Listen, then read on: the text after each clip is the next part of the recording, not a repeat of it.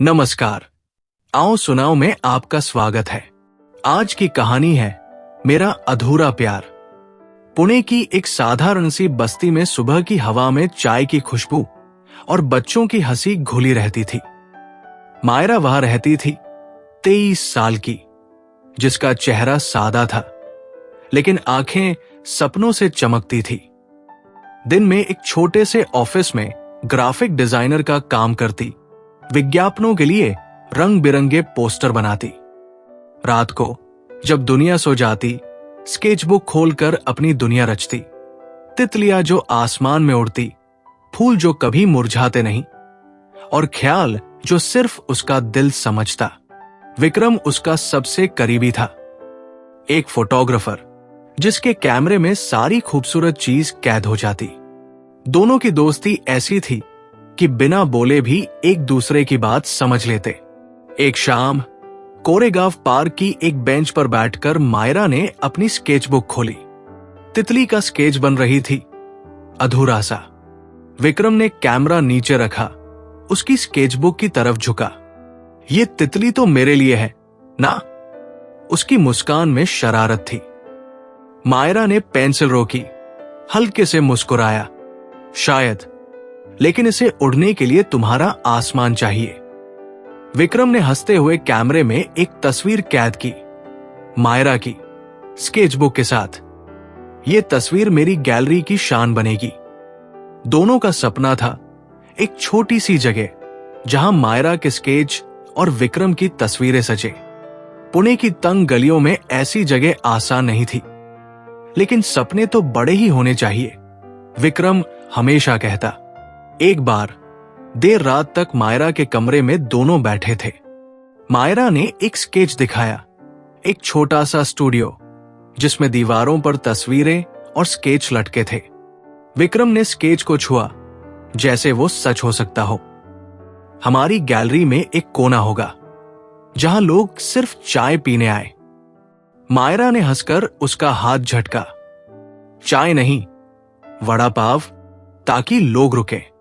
दोनों हर मुलाकात में सपने बुनते, कभी शिवाजी मार्केट की भीड़ में चाट खाते हुए, कभी मायरा के ऑफिस के बाहर विक्रम का इंतजार। एक बार बारिश में भीगते हुए विक्रम ने अपनी जैकेट मायरा को दे दी।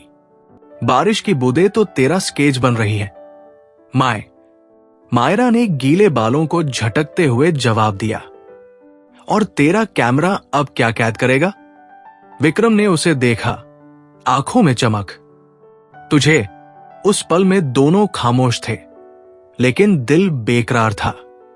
मायरा को विक्रम की छोटी छोटी बातें पसंद थी। कैसे वो हर तस्वीर के पीछे की कहानी बताता, कैसे उसकी कॉफी हमेशा ठंडी हो जाती क्योंकि वो बातों में खो जाता। विक्रम को मायरा का स्केच बनाते देखना अच्छा लगता। वो कहता कि उसकी हर लकीर में जादू है। एक बार मायरा ने रात भर जागकर एक स्केच पूरा किया, विक्रम का पोर्ट्रेट, जिसमें वो कैमरे के पीछे मुस्कुरा रहा था। सुबह जब विक्रम ने देखा, उसकी आंखें चमक उठीं। इसे गैलरी की पहली तस्वीर बनाए। मायरा ने शर्माते हुए स्केचबुक छुपा ली। पहले तो मुझे कॉफी पिला। उनके सपने सादे थे लेकिन गहरे। गैलरी सिर्फ जगह नहीं थी, वो उनके प्यार का ठिकाना थी, जहां उनकी दुनिया बसती। विक्रम हमेशा कहता कि मायरा के रंग दुनिया बदल सकते हैं। मायरा हंसकर टाल देती, लेकिन विक्रम की बातें उसके दिल में बैठ जाती। एक बार पुणे की एक पुरानी किताबों की दुकान में दोनों घंटों खो गए। विक्रम ने एक फोटोग्राफी की किताब उठाई, मायरा ने उसे छेड़ा। अब ये किताब तुझे सिखाएगी? विक्रम ने किताब खोली, एक पन्ना दिखाया। नहीं, ये मुझे याद दिलाएगी कि तू मेरे साथ है। मायरा का चेहरा लाल हो गया, लेकिन उसने कुछ नहीं कहा। बस किताब के पन्ने पलटते रहे। जिंदगी ऐसे ही चल रही थी। मायरा का ऑफिस, विक्रम के फोटोशूट और उनके बीच की वो मुलाकातें जो हर दिन को खास बनाती। एक शाम विक्रम ने मायरा को अपने स्टूडियो में बुलाया। उसने एक तस्वीर दिखाई, पुणे की सड़क, जिसमें एक बच्चा गुब्बारा पकड़े हंस रहा था। मायरा ने तस्वीर को गौर से देखा। ये बच्चा तो सपना देख रहा है। विक्रम ने उसकी तरफ देखा। और हम भी। मायरा ने हल्के से उसका कंधा थपथपाया। तो चल, अपने सपने को सच करें। लेकिन सपने इतनी आसानी से सच कहाँ होते। एक सुबह मायरा अपने कमरे में थी। स्केचबुक खुली थी। तितली का स्केच अब भी अधूरा। उसका फोन बजा। दूसरी तरफ एक दोस्त की आवाज थी, टूटी सी। विक्रम का एक्सीडेंट हो गया। पहाड़ी रास्ते पर फोटोशूट के लिए जाते हुए गाड़ी पलट गई। मायरा ने फोन पकड़े रखा, लेकिन उसका दिमाग खाली था। स्केचबुक नीचे गिर गई। वो कमरे में बैठी रही घंटों, आंखों से टपकते आंसू और विक्रम की यादें। मेरा को लग रहा था जैसे वो पैरालाइज हो गई है। बाहर बारिश शुरू हो गई, लेकिन मायरा खिड़की बंद करना तक भूल गई। मायरा को देखकर लग रहा था कि वो पूरी तरह टूट चुकी है। ना किसी से बात करती, ना ऑफिस जाती। एक दिन वो विक्रम के स्टूडियो गई। वहां उसकी तस्वीरें बिखरी थी। पुणे की गलियां, बच्चे, आसमान। मायरा ने एक तस्वीर उठाई जिसमें वो थी, स्केचबुक के साथ। उसकी आंखें भर आई। उसने स्टूडियो की हर चीज को छुआ। विक्रम का कैमरा, उसकी कॉफी का मग, वो कुर्सी जहां वो बैठकर तस्वीरें देखता। लेकिन विक्रम नहीं था। विक्रम के जाने के बाद मायरा पूरी तरह से टूट गई थी, जैसे पत्थर के लगने से बिखरता हुआ कांच। हफ्ते बीत गए। मायरा ने स्केचबुक नहीं खोली। ऑफिस जाना भी मुश्किल हो गया। उसका कमरा सूना लगता, जैसे रंग खत्म हो गए हों। वो विक्रम की चैट्स पढ़ती। एक मैसेज था, माए, तू मेरे लिए एक तितली बनाएगी ना? उसने फोन बंद कर दिया। आंसुओं ने स्क्रीन को धुंधला कर दिया। उसकी मम्मी ने दरवाजा खटखटाया, लेकिन मायरा ने जवाब नहीं दिया। वो बस खिड़की से बाहर देखती रही, जहां बारिश अब भी गिर रही थी। एक रात उसे नींद नहीं आ रही थी। मायरा ने स्केचबुक उठाई, लेकिन पेंसिल हाथ में थरथराने लगी। उसने स्केचबुक खोली। वो तितली वाला पन्ना सामने आया। उसने ब्रश उठाया, लेकिन रंग लगाने की हिम्मत नहीं हुई। तभी उसका बैग गिर गया। उसमें से एक छोटा सा कागज निकला। उस पर लिखा था, माए, तू रंग क्यों छोड़ रही है? मायरा का दिल धड़क उठा। लिखावट विक्रम की थी। उसने कागज को बार बार देखा, जैसे उसमें कोई जवाब हो। उस रात उसने स्केच पर एक नीली लकीर खींची। बस इतना ही, लेकिन उसे लगा कि कुछ टूटा है। अगली सुबह वो फिर स्केचबुक खोलकर बैठी। तितली अब भी अधूरी थी, लेकिन मायरा ने रंग उठाया। नीला, पीला, लाल, हर रंग में विक्रम की बातें याद आ रही थी। उसने स्केच पूरा नहीं किया, लेकिन ब्रश को पकड़ने में सुकून था। घर की आर्थिक तंगी के चलते मायरा ने न चाहते हुए भी दोबारा ऑफिस ज्वाइन किया। ऑफिस में भी उसने एक पोस्टर बनाया। सहकर्मी ने कहा कि उसमें कुछ खास है। मायरा ने मुस्कुराने की कोशिश की, लेकिन उसका दिल भारी था। कुछ दिन बाद उसे फिर एक नोट मिला, स्केचबुक के बीच, जहां वो कभी नहीं देखती थी। नीला रंग और चटक कर। मायरा ने आसपास देखा, जैसे कोई वहां हो। उसने कागज को छुआ, जैसे वो विक्रम का हाथ हो। उस रात उसने तितली के पंखों पर नीला रंग भरा। स्केच अब जिंदा लग रहा था। उसे लगा शायद विक्रम उसे देख रहा है। मायरा ने धीरे धीरे रंगों को अपनाना शुरू किया। हर स्केच में विक्रम की याद थी, कभी उसकी हंसी, कभी उसकी बातें। एक बार उसने एक स्केच बनाया, पुणे की एक गली, जिसमें एक बच्चा गुब्बारा पकड़े हंस रहा था। यह विक्रम की तस्वीर जैसा था। उसने स्केच को देखकर सोचा, शायद वो यही चाहता था। उसने स्केचबुक बंद की, लेकिन उसका मन हल्का था। विक्रम की यादें अब दर्द नहीं, बल्कि हिम्मत दे रही थी।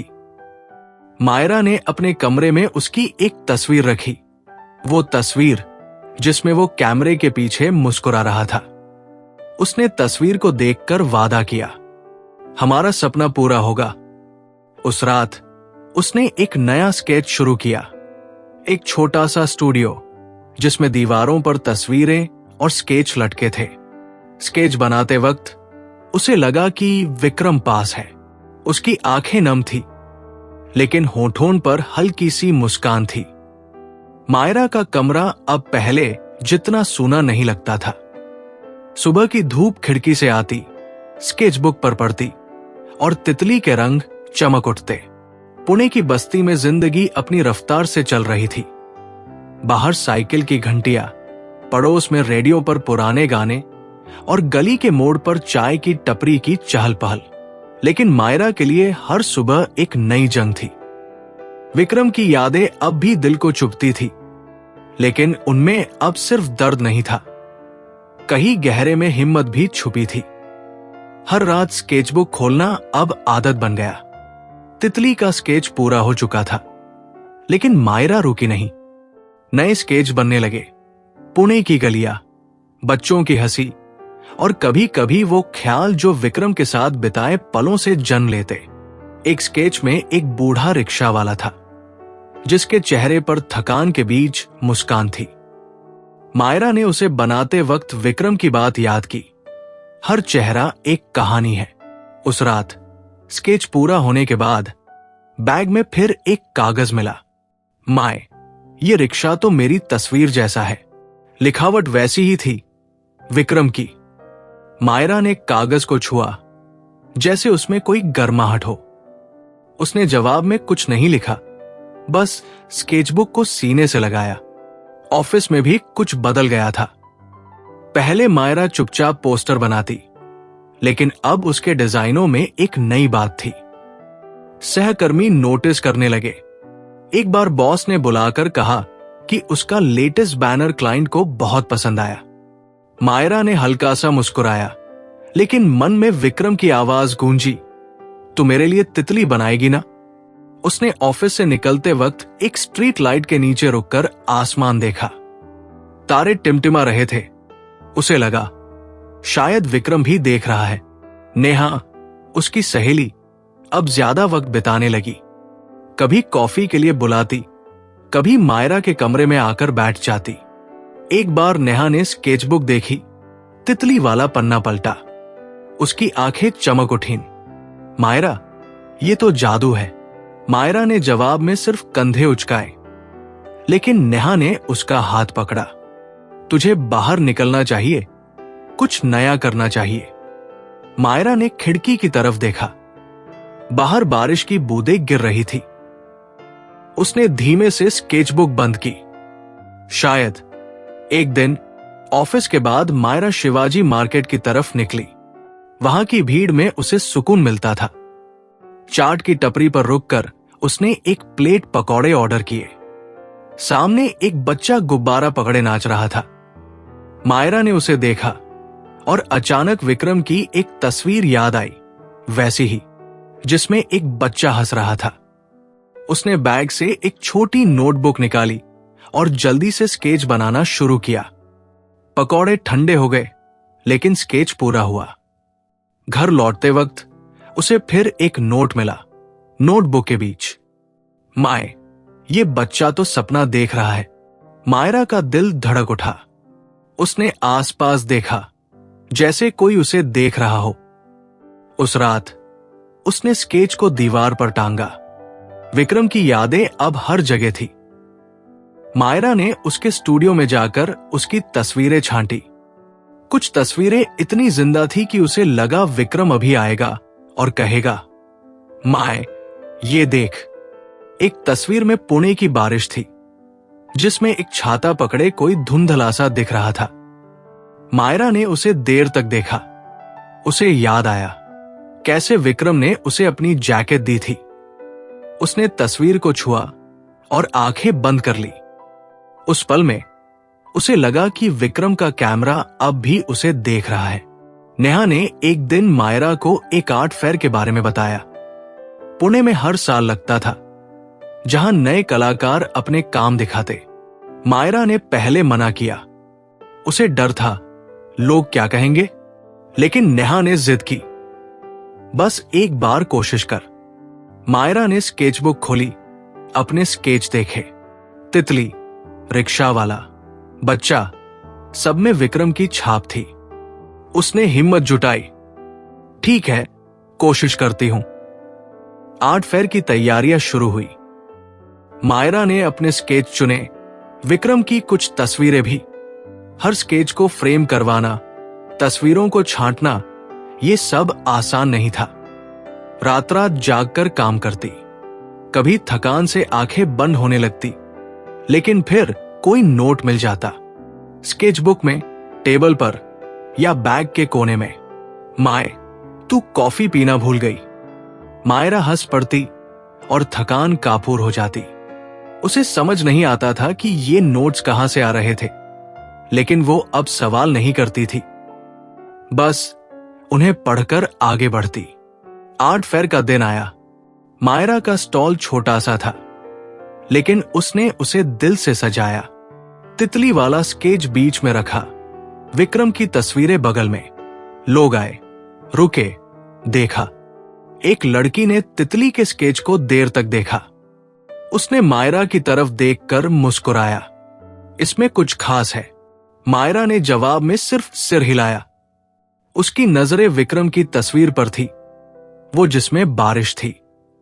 एक बुजुर्ग आदमी ने रिक्शा वाले का स्केच देखा। मेरी जिंदगी जैसा है ये। मायरा की आंखें नम हो गई, लेकिन उसने मुस्कान छुपाई। दिन खत्म होने तक मायरा थक चुकी थी, लेकिन उसका दिल भरा था। लोग आए, कुछ ने स्केच खरीदे, कुछ ने तारीफ की।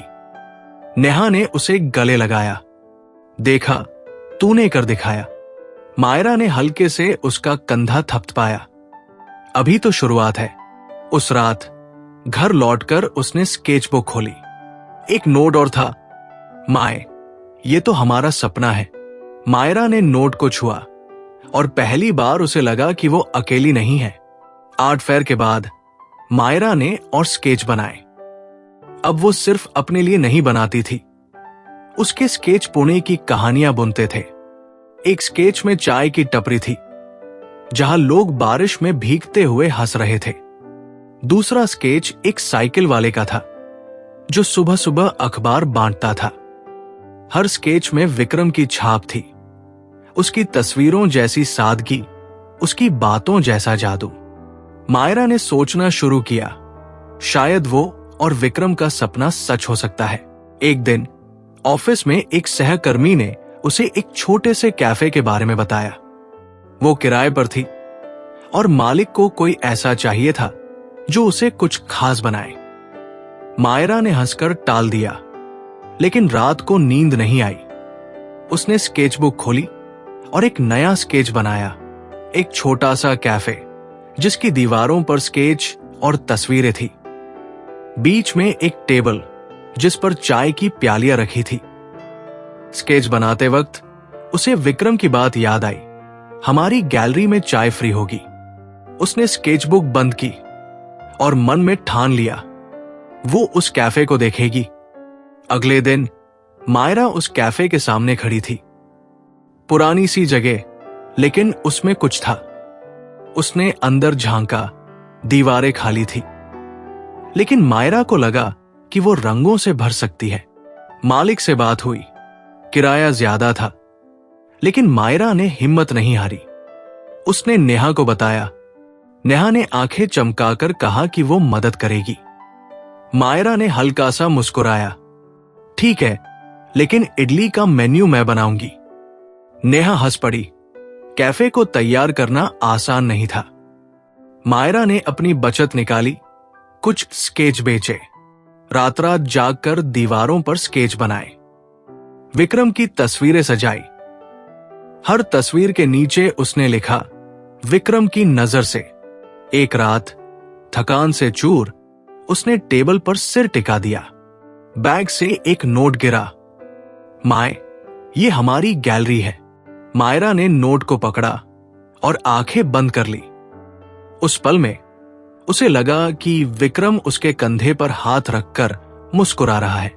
कैफे का उद्घाटन छोटा सा था। नेहा ने दोस्तों को बुलाया, पड़ोस के लोग आए। मायरा ने दरवाजे पर खड़े होकर सबको देखा। एक बच्चे ने तितली का स्केच देखा और ताली बजाई। एक आंटी ने विक्रम की बारिश वाली तस्वीर को छुआ। बेटा, तुम दोनों ने कमाल किया। मायरा की आंखें भर आई। उसने जवाब में सिर्फ सिर हिलाया। नेहा ने उसे कंधे पर मारा। अब तो इडली बनानी पड़ेगी। मायरा हंस पड़ी, लेकिन उसका दिल कहीं और था। उस रात कैफे बंद करने के बाद मायरा अकेली बैठी, स्केचबुक खोली, एक नया स्केच शुरू किया। विक्रम और वो कैफे की टेबल पर चाय की प्यालियों के साथ। स्केच बनाते वक्त उसे एक नोट मिला। माए, तूने कर दिखाया। मायरा ने नोट को छुआ और पहली बार उसे यकीन हुआ, विक्रम की यादें उसे कभी नहीं छोड़ेंगी। उसने स्केच पूरा किया और खिड़की से बाहर देखा। पुणे की रात चमक रही थी, जैसे तारे उससे कुछ कह रहे हों। मायरा का कैफे अब पुणे की उस बस्ती का हिस्सा बन चुका था। सुबह के उजाले में जब शटर खुलता, गली की हवा में कॉफी की खुशबू और हल्की सी बांसुरी की धुन घुल जाती। दीवारों पर टंगे स्केच और तस्वीरें हर आने वाले को रुकने को मजबूर करते। तितली वाला स्केच अब भी बीच में चमकता और विक्रम की तस्वीरें, पुणे की बारिश, हंसते बच्चे, साइकिल वाले की थकान हर कोने में बिखरी थी। मायरा अब पहले जितनी खामोश नहीं थी। वो लोगों से मिलती, उनकी कहानियां सुनती और हर मुलाकात को अपने स्केच में उतारती। लेकिन रात को जब कैफे बंद होता, वो अकेली बैठती, स्केचबुक खोलती और विक्रम की यादों में खो जाती। कैफे चलाना आसान नहीं था। किराया, बिजली का बिल और रोज की छोटी छोटी मुश्किलें मायरा को थकाती। लेकिन हर बार जब कोई मेहमान स्केच की तारीफ करता या विक्रम की तस्वीर को देखकर मुस्कुराता, मायरा को हिम्मत मिलती। नेहा अब भी हर कदम पर साथ थी। कभी चाय की प्यालियां सजाती, कभी मायरा को हंसाने के लिए मजाक करती। एक बार उसने कैफे की टेबल पर बैठकर मायरा के नए स्केच को देखा। एक बूढ़ी औरत जो गली में फूल बेचती थी। उसकी आंखें चमक उठीं। मायरा, तू हर चीज को जादू बना देती है। मायरा ने जवाब में बस स्केचबुक पलटी, लेकिन उसकी मुस्कान कुछ कह रही थी। स्केचबुक अब मायरा का सबसे करीबी दोस्त थी। हर रात वो नया स्केच बनाती, कभी गली का चाय वाला, कभी बारिश में भीगता कुत्ता, कभी वो ख्याल जो विक्रम की बातों से जन्म लेते। नोट्स अभी मिलते थे, लेकिन अब पहले जितने नहीं। कभी टेबल के कोने में, कभी स्केचबुक के पन्नों में। माए, ये फूल वाली तो मेरी तस्वीर जैसी है। मायरा हर नोट को पढ़ती, छूती और फिर स्केच में डूब जाती। उसे अब इन नोट्स का स्रोत जानने की जल्दी नहीं थी। वो बस इतना जानती थी कि ये उसे विक्रम के करीब रखते हैं। कैफे की लोकप्रियता बढ़ने लगी। पुणे के कुछ अखबारों में छोटे छोटे लेख छपे। लोग दूर दूर से आने लगे। एक बार एक स्कूल की टीचर अपने बच्चों को लेकर आई। बच्चे तितली के स्केच के सामने खड़े होकर तालियां बजाने लगे। मायरा ने उन्हें देखा और उसका दिल भर आया। उसने बच्चों को स्केचबुक दी और वे अपनी अपनी तितलियां बनाने लगे। एक बच्चे ने मायरा से पूछा कि क्या वो भी इतना अच्छा स्केच बना सकता है। मायरा ने उसका कंधा थपथपाया। अगर दिल से बनाओ तो हर स्केच अच्छा होता है। उस रात उसने एक नया स्केच बनाया, बच्चे तितलियां बनाते हुए। स्केचबुक में एक नोट था, माए, ये बच्चे तो हमारा सपना है। मायरा ने धीरे धीरे कैफे को और बड़ा करने की सोची। उसने एक कोना बच्चों के लिए बनाया जहां वो स्केचिंग सीख सके। नेहा ने आइडिया दिया कि वो विक्रम की तस्वीरों की एक छोटी प्रदर्शनी लगाए। मायरा ने पहले हिचकिचाया। उसे डर था कि विक्रम की यादें फिर से दुख लाएंगी। लेकिन फिर उसने हिम्मत की। उसने विक्रम की हर तस्वीर को छुआ, जैसे वो उससे बात कर रही हो। तस्वीरें सजाने में रातें बीत गई। एक तस्वीर थी मायरा की कोरेगांव पार्क की बेंच पर स्केचबुक के साथ। मायरा ने उसे देखकर आंखें बंद की। उसे वो शाम याद आई जब विक्रम ने उसकी तस्वीर खींची थी। प्रदर्शनी का दिन आया। कैफे में भीड़ थी। लोग विक्रम की तस्वीरों को देखकर रुक जाते। एक बुजुर्ग ने बारिश वाली तस्वीर को देखा और आंखें पोंछी। मेरी जवानी याद आ गई। मायरा ने उसे चाय का कप थमाया और उसकी कहानी सुनी।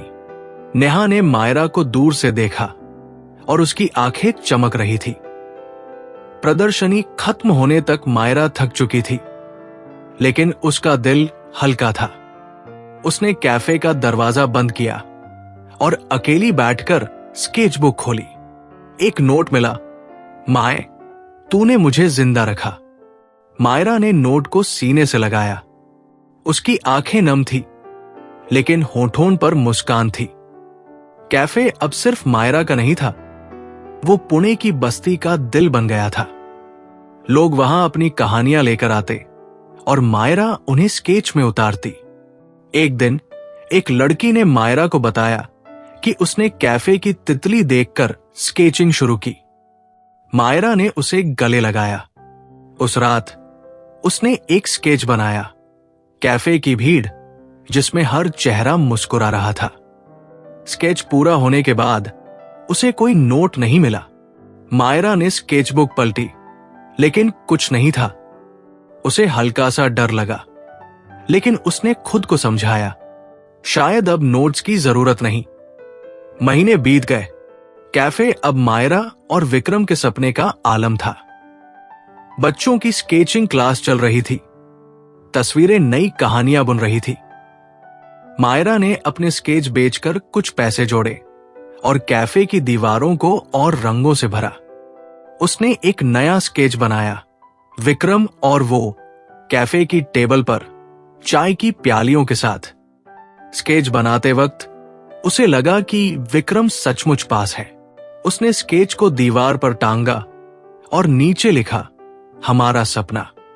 एक शाम कैफे बंद करने के बाद नेहा अचानक आई। उसकी आंखें नम थी और चेहरा गंभीर। मायरा ने चौंक कर उसे बिठाया। नेहा ने सांस ली और फिर धीमे से स्केचबुक की तरफ देखा। मायरा, मुझे कुछ बताना है। मायरा का दिल धड़कने लगा। उसने नेहा का हाथ पकड़ा। नेहा ने आंखें झुकाकर शुरू किया, वो नोट्स, वो मैंने लिखे थे। मायरा ने सांस रोकी। नेहा की आवाज कांप रही थी। विक्रम के जाने के बाद तू टूट रही थी। मुझे डर था कि तू अपने रंग, अपने सपने खो देगी। मैंने उसकी डायरी देखी, उसकी बातें लिखी और वो नोट्स छोड़े। मैं चाहती थी कि तुझे लगे वो तुझसे बात कर रहा है। मायरा चुप रही। उसने स्केचबुक की तरफ देखा, फिर नेहा की आंखों में। उसका दिल भारी था, लेकिन कहीं गहरे में सुकून भी था। उसने नेहा का हाथ और मजबूती से पकड़ा। नेहा, तूने मुझे बचा लिया। मायरा की आवाज में गर्माहट थी। लेकिन वो नोट्स सिर्फ कागज नहीं थे। विक्रम मेरे साथ था, मेरे हर स्केच में, मेरे हर रंग में। उसने मुझे हिम्मत दी और तूने मुझे रास्ता दिखाया। नेहा ने आंखें पोंछी और मायरा ने उसे गले लगाया। उस पल में कैफे की खामोशी में सिर्फ दोस्ती की गूंज थी।